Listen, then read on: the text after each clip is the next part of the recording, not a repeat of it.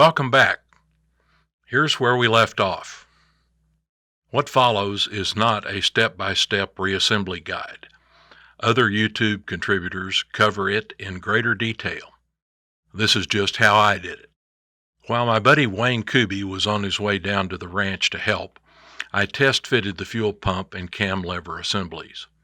The cam lever had a felt pad in the oil reservoir, so I cut and installed a new one.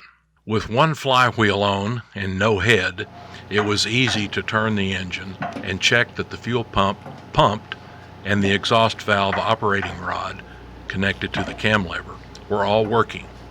I had to remove all of this to install the magneto. With the LED connected to the installed magneto, you can easily see that the mag is firing, which is the first step to setting the timing.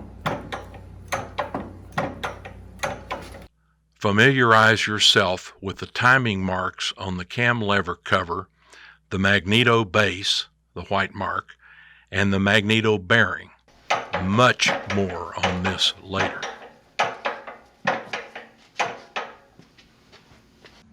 When Wayne arrived, he familiarized himself with the 4-stroke cycle and located where the piston reached its maximum stroke in the cylinder sleeve, top dead center. Outlaw Jack recommended Permatex copper spray-a gasket for the composite head gasket. Wayne sprayed a coat on both sides and let it dry just a bit. We made sure of the alignment and installed the head and the rocker arm bracket on the engine. It took just a few taps with a rubber mallet, and in she went.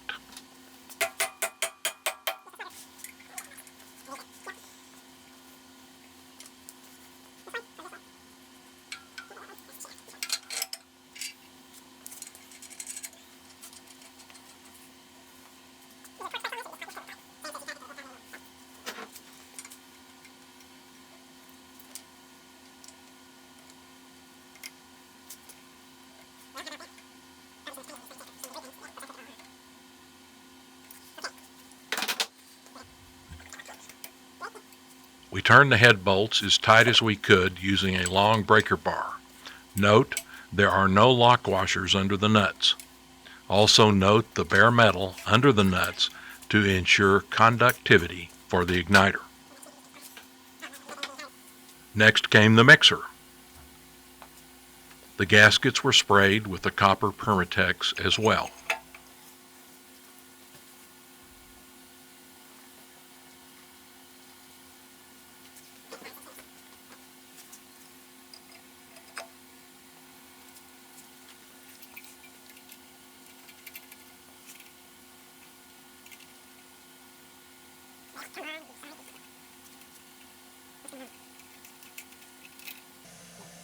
Now here comes the igniter. See the brass gaskets and the points? No compound applied on the gaskets. I made a copper tab to go under the top nut. This is for a ground for the LED, or if we ever needed to connect a battery coil to the engine.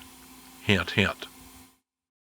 The igniter tripping rod spring, as well as the exhaust valve operating rod and its spring, were installed next.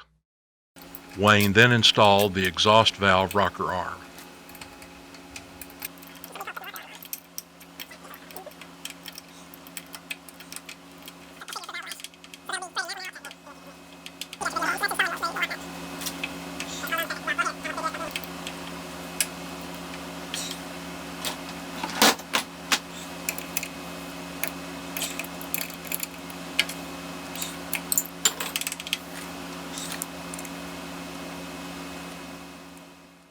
The rocker arm is adjusted per the McCormick manual so that when the EXH mark on the mag side flywheel is aligned with the timing mark on the bottom of the block, the arm adjusting screw is just touching the exhaust valve. Turning our attention to the governor side, we installed the flywheel and the governor assembly. Next came the governor yoke and the long operating rod, followed by the connecting rod to the butterfly valve, throttle, cam at the head.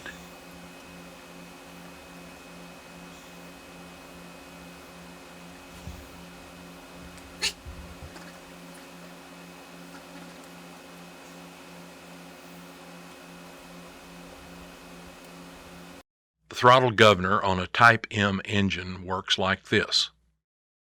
As the speed of the flywheel increases, the fly balls spread apart.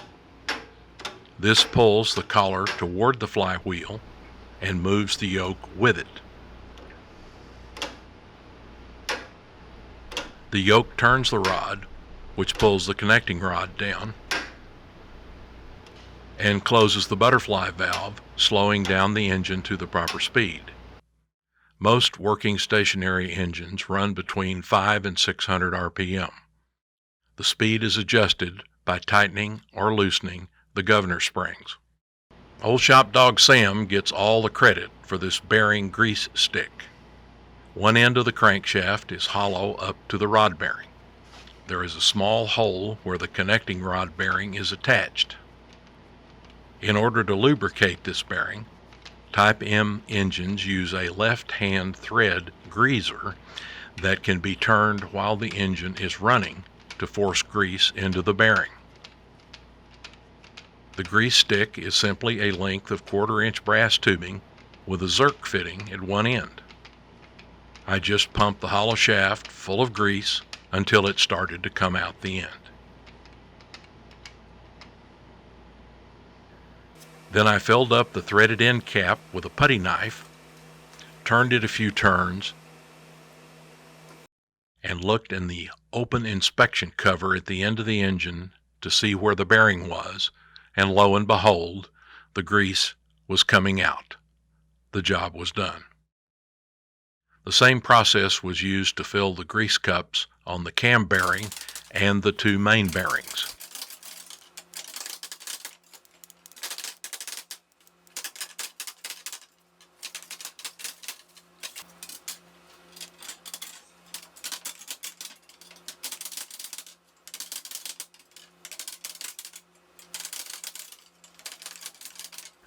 While I was playing Grease Monkey, Wayne was busy bending the fuel lines out of 3/8-inch copper tubing. The first line is the overflow gas line from the mixer back to the tank. The supply line was more complicated as it runs from the fuel pump to the mixer. We wanted it to avoid the two operating rods and serve as a tie point for the ignition wire. All fittings were treated with gasolia before final assembly. We didn't find any loose parts lying around, and here's the magneto side completely assembled, and here's the governor side all fitted out. Well, here we are. We've been at this all day. This is my buddy Wayne Kuby. Wayne and I both grew up in the Texas Panhandle, same time, but yet we never ran into each other until about 10 years ago. Wayne's an expert MG restorer and motorhead, and he came down today and helped me finish hanging all the parts on this engine and bent the fuel lines. So what do you think we ought to do now, bud? Well, it sure is pretty, and we've got the assembly finished, so I think we ought to pour some gasoline into it and see if we can light it up. We'll do that. Stand by. Keep your fingers crossed. At the outset, hand turning the flywheels on a 6-horsepower engine is not a job for two old fat guys. Jeez.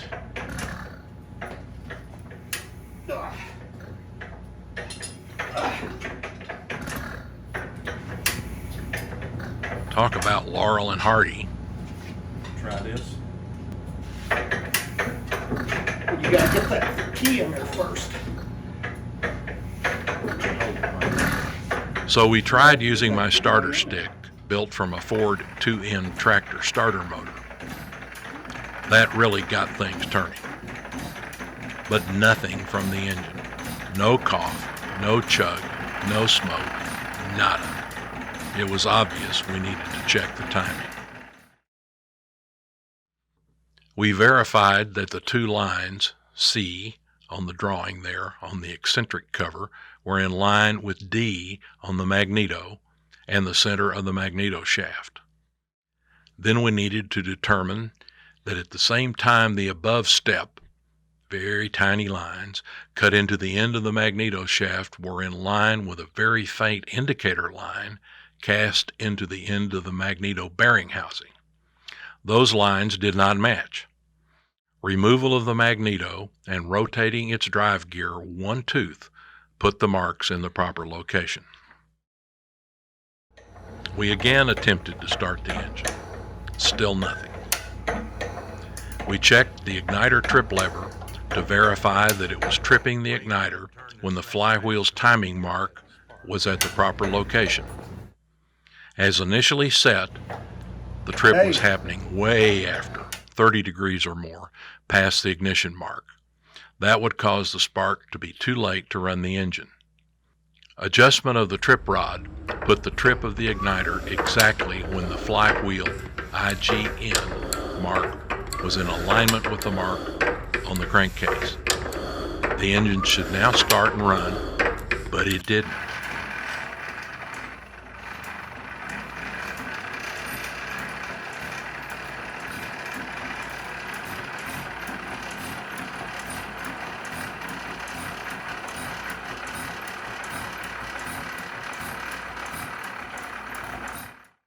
This particular Type M engine does not use a spark plug or high-tension ignition. It uses a low-tension system where the magneto generates a current which flows through the closed points on the igniter. As the engine is turning, the trip lever pushes the igniter points closed just before the IGN line approaches the crankcase mark. When all of the timing marks are in alignment, the magneto puts its peak power into the closed igniter points. Then the trip lever opens the points, producing an arc, and away we go. All of this was happening properly, but the engine would not fire. We were using a small red LED in series with a 180 ohm resistor to verify that the magneto was operating. We spent nearly 3 hours cranking, adjusting everything from fuel flow to airflow to the magneto.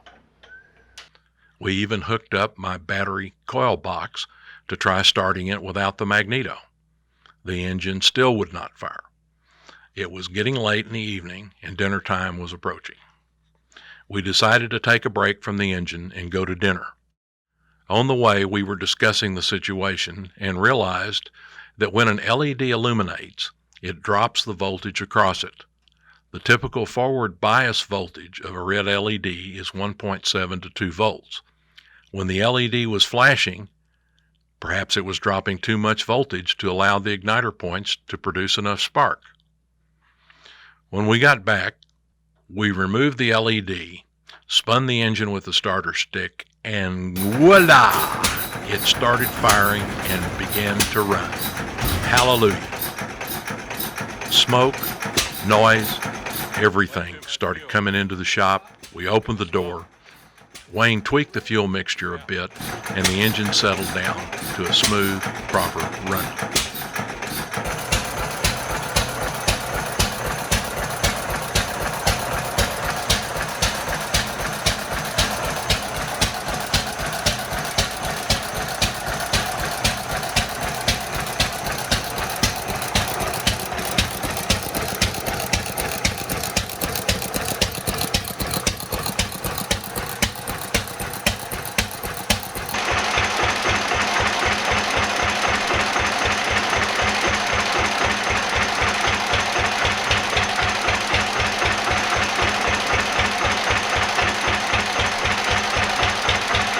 The bottom line remains. It takes a lot of force to get this engine turning fast enough to start it using the magneto. Back in the day, men were in better shape and generally much younger, so the starter stick is here to stay, at least for this old fat guy.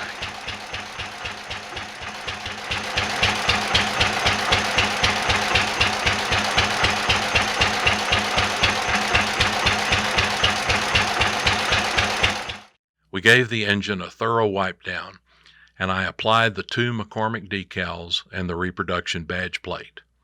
I had the original plate, but it was completely worn except for the stamping data. So to the old shop dog, Sam, I'm turning it in for grade.